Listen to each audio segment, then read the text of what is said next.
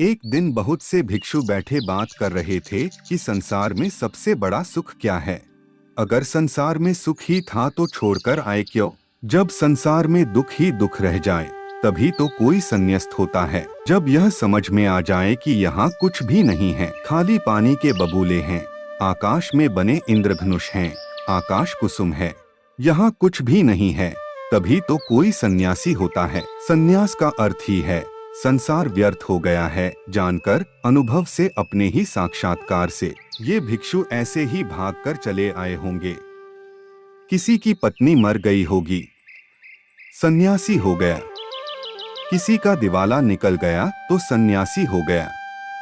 अब तुम देखना बहुत से लोग सन्यासी होंगे, फिर कुछ और बचता भी नहीं। तब बुद्ध भगवान अचानक आ गए। पीछे खड़े होकर उन्होंने भिक्षुओं की बातें सुनी, चौंके।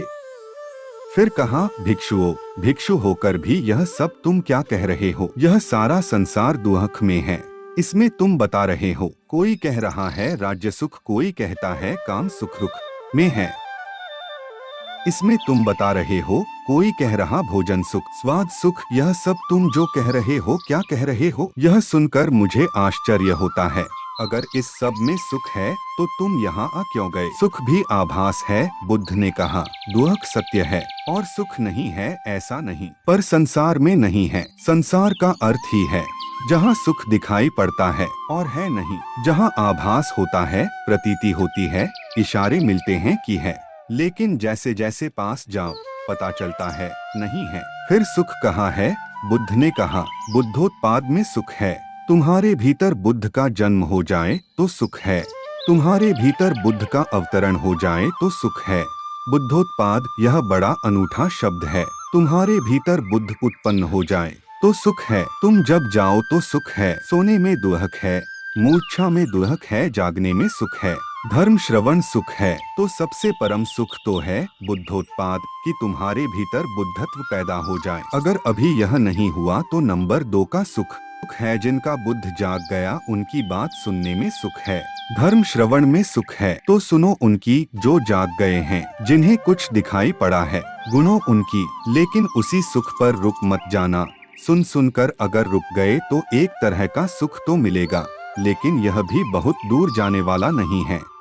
इसलिए बुद्ध ने कहा, समाधि में सुख है, बुद्धोत्पाद में सुख है।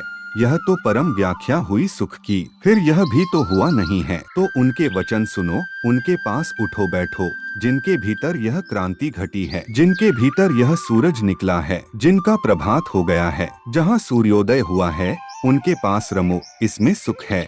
मगर इसमें ही रुक मत जाना। ध्यान रखना कि जो उनको हुआ है वह तुम्हें भी करना है। उस करने के उपाय का नाम समाधि है। सुनो बुद्धों को और चेष्टा करो बुद्धों जैसे बनने की।